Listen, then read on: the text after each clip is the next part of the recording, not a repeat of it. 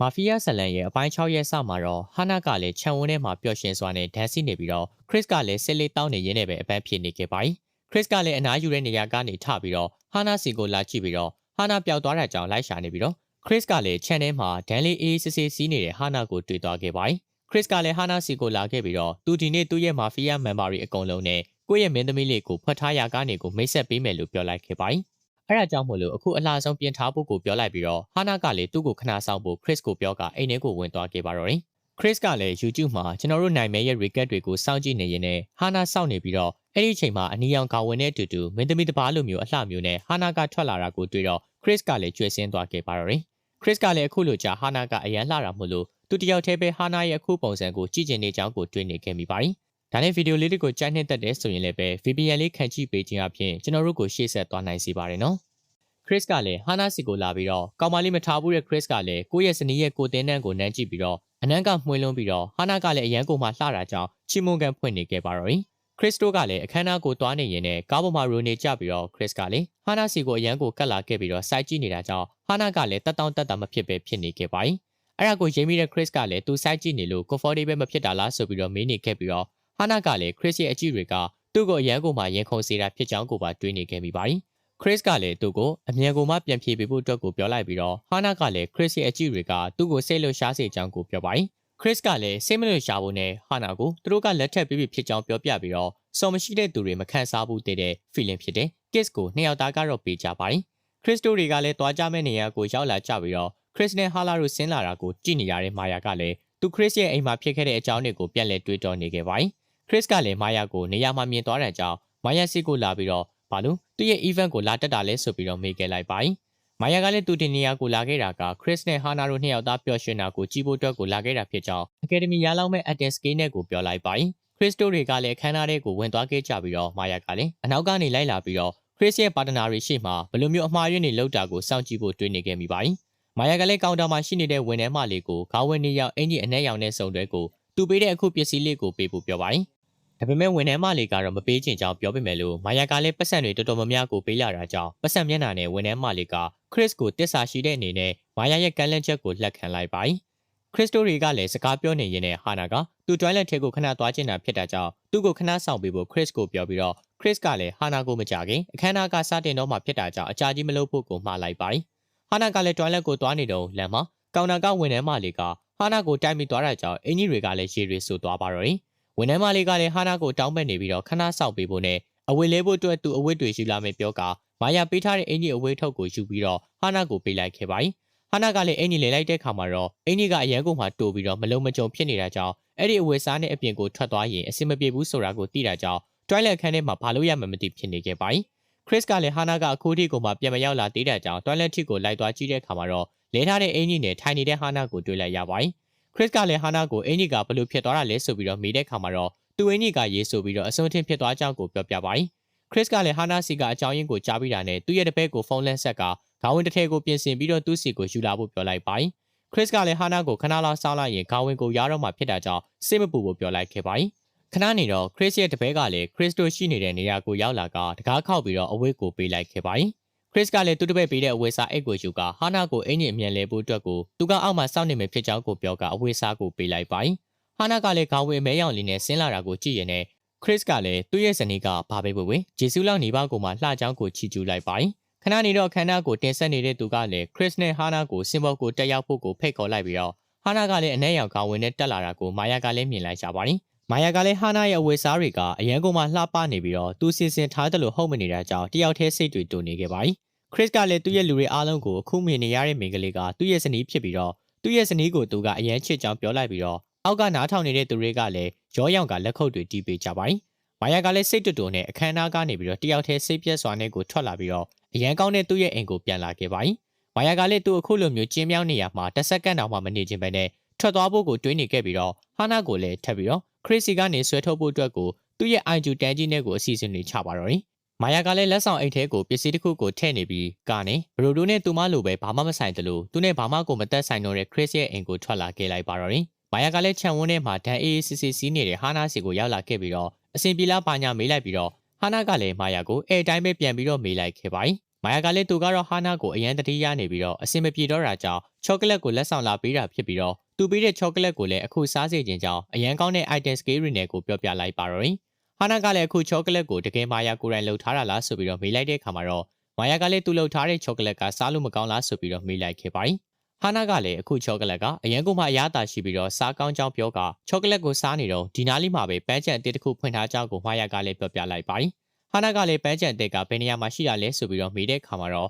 အခုနေရာနဲ့တိတ်မဝေးပဲနဲ့တနအီလောက်ပဲသွားရကြောင်းပြောကဟာနာကိုတူတူသွားဖို့ဆိုပြီးတော့ခေါ်လိုက်ခဲ့ပါတော့။ဟာနာကလည်းသူ့ကိုခဏဆောင်ပေးဖို့နဲ့သူ့ပြင်သွားမှကိုခရစ်ကိုပြောပြခြင်းကြောင့်ပြောတဲ့အခါမှာတော့မာယာကလည်းခရစ်ကိုသူပြောပြမယ်လို့ပြောက08282ကိုနှိပ်လိုက်ခဲ့ပါတော့။ပြီးရတဲ့မာယာကလည်းသူအခုခရစ်ကိုပြောပြပြီးပြီဖြစ်တာကြောင့်ခရစ်ကလည်းသွားဖို့ခွင့်ပြုကြောင်းနဲ့နောက်မကြခင်ပြန်လာဖို့အတွက်ကိုပြောလိုက်ကြောင်းပြောလိုက်ခဲ့ပါတယ်။မာယာကလည်းသူကအဲ့ဒီလိုမျိုးခရစ်ကိုအပြင်သွားဖို့ကိုပြောထားမယ်ထင်နေရင်တော့အထွေတွေကမှားနေပြီဖြစ်ကြောင်းနဲ့သူကခရစ်ကိုဘာမှကိုမပြောထားတာကိုတွေးနေကဟာနာကိုခေါ်ပြီးတော့ထွက်သွားခဲ့ပါတော့။မာယာကလည်းကားကိုအတော်ကြာမောင်းနေပြီးတဲ့နောက်မှာတော့လှိုင်ကောင်းတစ်ခုရဲ့လမ်းမမှာရက်လိုက်တာကြောင့်ဘာလို့ဒီနေရာမှာရက်လိုက်ပြီးတော့ပန်းချံကဘယ်နေရာမှာရှိလဲဆိုတာကိုမေးလိုက်ခဲ့ပါတယ်။မာယာကလည်းငါတကယ်ကောင်းကောင်းမွန်မွန်ဆက်ဆံမယ်ထင်နေတာလားဆိုပြီးတော့မာယာကလည်းပြောလိုက်တာကြောင့်ဟာနာကလည်းဘာကိုဆိုလိုချင်တာလဲဆိုပြီးတော့မေးလိုက်ပါတယ်။ဟာနာကလည်းသူ့ရဲ့ဘဝထဲကနေခရစ်ကိုဆွဲထုတ်သွားခဲ့ပြီးတော့သူကခရစ်ကိုဆုံးရှုံးလိုက်ရတာကြောင့်အခုနေရာကိုခေါ်လာတာဖြစ်ကြောင်းမာယာကလည်းပြောပြလိုက်ပါတယ်။ဟာနာကလည်းလမ်းမတစ်လျှောက်မှာဟိုဟိုတီတီရှောက်နေပြီးတော့ခရစ်ကိုဆက်သွယ်ဖို့ကလည်းသူ့ရဲ့ဖုန်းကအိမ်မှာကျန်ခဲ့ပြီးတော့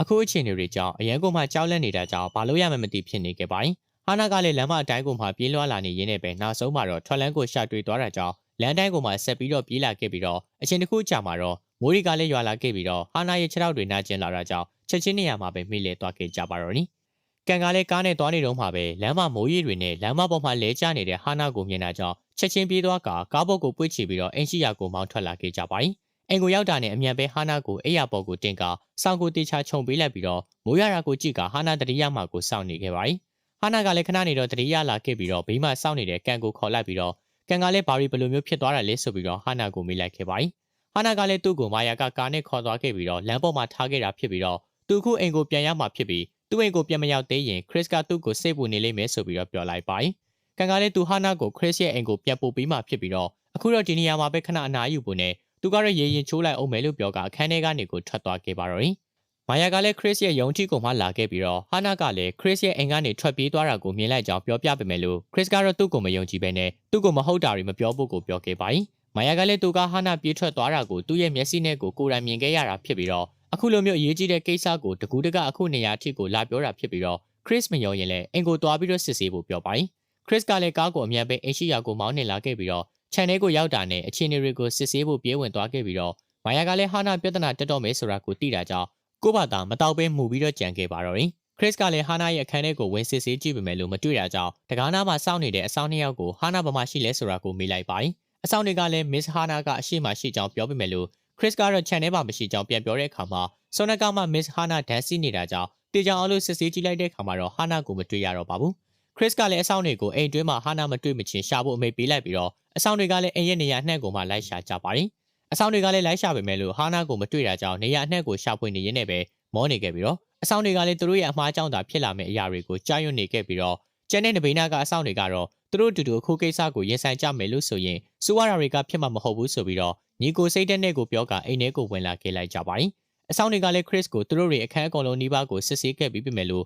့မစ္စဟာနာကိုမတွေ့ရကြောင်းပြောပေမဲ့ခရစ်ကလည်းတနက်ကိုထုတ်ကအဆောင်တယောက်ကိုပြစ်ချလိုက်ပြီးတော့အဲ့ဒီပြစ်ချက်ကြောင့်ပဲဘီနာကအဆောင်တယောက်ပါလဲကျသွားခဲ့ပါတော့၏။တနက်တန်ကိုကြားလိုက်ရတဲ့မာယာကလည်းခရစ်စီကိုရောက်လာကဆေးလျှော့ဖို့ပြောလိုက်ပေမဲ့လို့ခရစ်ကတော့ဘရာသာတို့ကိုသူမပြစ်ထားခဲ့ရတဲ့ခန်းစားချက်အတိုင်းကိုခန်းစားနေရတာကြောင့်ပောက်ကွဲကွာထွက်သွားခဲ့ပါတော့၏။မာယာကလည်းအဲ့ဒါကိုမြင်တော့ခြံဝင်းထဲကိုပြန်ထွက်သွားခဲ့ပြီးတော့အဲ့ဒါကိုမြင်တဲ့အဆောင်တယောက်ကလည်းအခုချိန်မှာမာယာပါနေတယ်ဆိုတာကိုသိနေခဲ့ပြီးတော့ဘီနာကအဆောင်ကလည်းဒဏ်ရာရထားတဲ့အဆောင်ကိုဆေးကူးဖို့ခေါ်ကထွက်သွားခဲ့ပါ၏။ခရစ်ရဲ့ပြစ်ချက်ကလည်းအဆောင်ရဲ့လက်နာကိုပဲထိသွားတာကြောင့်အဆောင်ကလည်းအသက်ရှင်နေပြီးတော့တခြားသောအဆောင်ကလည်းဒဏ်ရာကိုကုသပေးနေခဲ့ပါ၏။မာယာကလည်းခြံဝန်းထဲမှာပျော်ရွှင်စွာဒန်စီနေပြီးတော့အခုဘယ်သူမှသူ့ရဲ့အစီအစဉ်တွေကိုတားဆီးနိုင်မဲ့သူမရှိတာကြောင့်အကယ်ဒမီရသွားတယ်လို့ကိုပျော်ရွှင်နေပါတော့တယ်ဗျာ။ခရစ်ကလည်းအခန်းထဲမှာရှိတဲ့ပစ္စည်းတွေကိုပတ်စံပေါ်တာကြောင့်ဖျက်ဆီးကဒေါသတွေပေါက်ကွဲနေပါ၏။ခရစ်ကလည်းဘာလို့သူ့စီကနေပြီးတော့ဟာနာကထွက်သွားတာလဲဆိုပြီးတော့စဉ်းစားနေခဲ့ပြီးတော့ကန်ရှိတဲ့နေရာမှာဟာနာရှိနေနိုင်တာကြောင့်တွားပြီးတော့စစ်ဆေးဖို့ပြင်လိုက်ခဲ့ပါ၏။ကန်ကလည်းရေချိုးပြီးတော့အခန်းထဲကိုပြန်ဝင်လာခဲ့ပြီးတော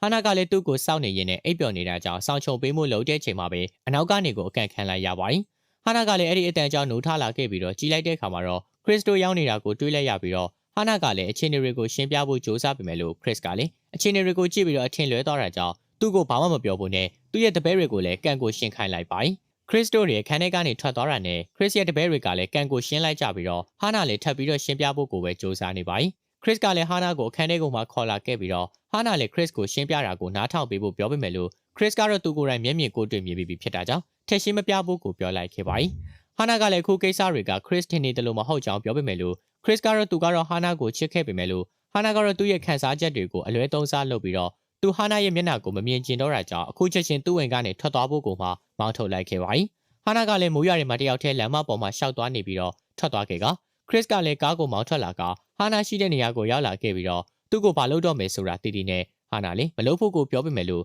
Chris ကတော့ကားကိုအနောက်ကိုဆုပ်ကအရှိန်ကိုတင်ပြီးတော့ဝင်တိုက်လိုက်ပြီးတော့ထွက်သွားခဲ့ပါတော့တယ်။ခဏနေတော့လမ်းမပေါ်ကိုကားတစ်စီးကလည်းရောက်ရှိလာခဲ့ပြီးတော့လဲကျနေတဲ့ဟာနာကိုမြင်သွားတာကြောင့်ကားရဲကနေကောင်လေးတယောက်ဆင်းလာကဟာနာကိုကားစီကိုခေါ်တင်ပြီးတော့ဆေးရုံကိုခေါ်သွားဖို့လိုအပ်တာတွေကိုစစ်ဆေးခဲ့ပါတော့တယ်။သူနာပြုမလေးကလည်းဟာနာရဲ့အခြေအနေတွေကိုစစ်ဆေးပြီးတာနဲ့ကောင်လေးကိုလူနာကိုတော့ကယ်တင်လိုက်နိုင်ပေမဲ့သူ့ရဲ့ကလေးကိုတော့မကယ်တင်နိုင်လိုက်ကြောင်းကိုပြောပြလိုက်ပါတယ်။ဟာနာကိုအဲ့ဒီစကားကိုကြားတော့သူ့ရဲ့ကလေးကိုဘလို့မှကယ်တင်ဖို့မဖြစ်နိုင်တော့ဘူးဆိုတာကိုတိကဝမ်းနေခဲ့ပြီးတော့ခဏနေတော့သူနာပြုကလည်းအခန်းထဲကနေထွက်သွားခဲ့ပါတော့တယ်။သူနာပြုထွက်သွားတာနဲ့ကောင်လေးကလည်းဟာနာရဲ့အနီးနားကိုလာပြီးတော့သူ့ကိုနေထိုင်တဲ့နေရာလိပ်စာကိုပေးဖို့ပြောပါတယ်။အဲ့ဒါကိုကြားတော့ဟာနာကလည်းကောင်လေးကိုဘလို့ပြန်ပြောရမလဲဆိုတာစဉ်းစားနေခဲ့ပြီးတော့ကောင်လေးကလည်းလိပ်စာမပေးချင်ရင်သူကိုမစ်ရဲ့ခင်မုန်းဖြစ်သူဖုန်းနံပါတ်ပေးဖို့နဲ့သူကမစ်ရဲ့ခင်မုန်းကိုဆက်သွယ်ပေးမှဖြစ်ကြောင်းကိုပြောပြပါတယ်။ဟာနာကလည်းသူ့မှာခင်မုန်းမရှိတော့ကြောင်းနဲ့သူ့ကိုခင်မုန်းကစွန့်ပစ်သွားတယ်လို့နေထိုင်ဖို့အင်္ဂါလည်းမရှိတာကြောင့်ဒီနေရာမှာပဲသူ့ကိုထားပြီးတော့ထွက်သွားဖို့ကိုပြောပါတယ်။ကောင်လေးကလည်းထွက်သွားဖို့ပြင်လိုက်ပေမဲ့လို့ကီဒရမာတွေကြည်တာများသွားတာကြောင့်ရောဒုက္ခရောက်နေတဲ့မိန်းကလေးတယောက်ကိုမထားရက်ခဲ့နိုင်တာကြောင့်ရောဟာနာကိုသူ့ရဲ့အိမ်ကိုခေါ်သွားမှဖြစ်ပြီးတော့သူ့ရဲ့အိမ်မှာမစ်နေလို့ရကြောင်းပြောတာကြောင့်ဟာနာကလည်းကောင်လေးကိုကျေးဇူးအရန်တင်သွားခဲ့ပါတော့တယ်။ကောင်လေးကလည်းဟာနာကိုသူ့ရဲ့အိမ်ကိုခေါ်သွားခဲ့ပြီးတော့ဟာနာကိုလည်းသူ့ကိုကြောက်မနေမှုပြောပြီးတော့ကောင်မလေးကိုလေနာမည်ဘယ်လိုခေါ်လဲဆိုပြီးတော့မေးလိုက်ခဲ့ပြီးတော့ဟာနာဖြစ်ကြောင်းကိုကောင်လေးကိုပြောပြလိုက်ပါတော့တယ်။ကောင်လေးနဲ့ဟာနာတို့တွေကလည်းကားစီးလာရင်နဲ့ကောင်လေးရဲ့အိမ်စီကိုရောက်လာခဲ့ပြီးတော့ကောင်လေးကလည်းအရှိကနေဦးဆောင်ကဟာနာကိုအိမ်ထဲကိုခေါ်လာခဲ့ပါတော့တယ်။ကောင်လေးကလည်းအခုအိမ်မှာမင်္ဂလိတွေအပြင်တခြားသောဘယ်တရားမှမရှိဘဲနဲ့သူတယောက်တည်းပဲနေတာဖြစ်ပြီးတော့ဟာနာကိုလည်းလွတ်လွတ်လပ်လပ်နေလို့ရကြောင်းကိုပါပြောလိုက်ခဲ့ပါတော့တယ်။ဟာနာကလည်းအခုလိုမျိုးနေထိုင်ခွင့်ပေးတဲ့အတွက်တစ်ချိန်ချိန်မှာကျေးဇူးပြန်ဆက်မယ်လို့ပြောပေမဲ့လို့ကောင်လေးကတော့သူ့ရဲ့အိမ်မှာထမင်းချက်ပေးတာနဲ့တန်ရှင်းရေးလောက်တာသာလှုပ်ပေးရင်ရပြီဖြစ်ကြောင်းနဲ့ဆရာလို့မခေါ်ပဲသူ့ကိုဒိုင်ယမီယန်လို့သာခေါ်လို့ရကြောင်းကိုပြောပါတယ်။ဒိုင်ယမီယန်ကလည်းသူ့ရဲ့အခန်းကအပေါ်ထဲမှာဖြစ်ကြောင်းဟာနာရဲ့အခန်းကတော့အောက်ထပ်မှာရှိတာဖြစ်ပြီးတော့အခုတော့အနားယူလို့ရပြီဖြစ်ကြောင်းပြောတာကြောင့်ဟာနာကလည်းသူ့ရဲ့အခန်းရှိရာကိုထွက်သွားခဲ့ပါတော့တယ်။ဟာနာကလည်း Chris ကျမရှင့်ကိုအရန်ချစ်ခဲ့ပြီးတော့ Chris ကလည်းသူ့ကိုချစ်ရတာနဲ့သူပြောတာတွေကိုနားမထောင်ပဲနဲ့ဘာလို့သူများပြောတာကိုနားထောင်ကသူ့ကိုအခုလိုမျိုးဘာလို့လုပ်တာလဲဆိုပြီးတော့တွေးနေရင်းနဲ့ပဲဝမ်းနေခဲ့ပြီးတော့ဒီနေ့ပိုင်းလေးကတော့ဒီမှာနေပဲပြီးဆုံးသွားခဲ့ရတာဖြစ်ပါတယ်။ဆိုတော့နောက်ပိုင်းမှာဘာတွေများဆက်ဖြစ်အောင်လဲဆိုတာကတော့ဆက်လက်ဆောင်မြော်ကြည့်ရှုရမှာပဲဖြစ်ပါတယ်။ဗီဒီယိုလေးတွေကိုကြားနှစ်သက်တဲ့ဆိုရင်လည်းပဲ channel လေးကို like and subscribe လေးနဲ့ဗီဒီယိုလေးကိုလည်း VPN ခံပြီးဖွင့်ကြည့်ပေးပြီးတော့ကျွန်တော်တို့ကိုလည်းရှေ့ဆက်သွားစေနိုင်ပါတယ်ခင်ဗျာ။အဆုံးထိကြည့်ရှုပေးကြလို့အားလုံးကိုကျေးဇူးတင်ပါတယ်နော်။နောက်တစ်ပိုင်းလေးမှာပြန်တွေ့ကြရအောင်လားဗျာ။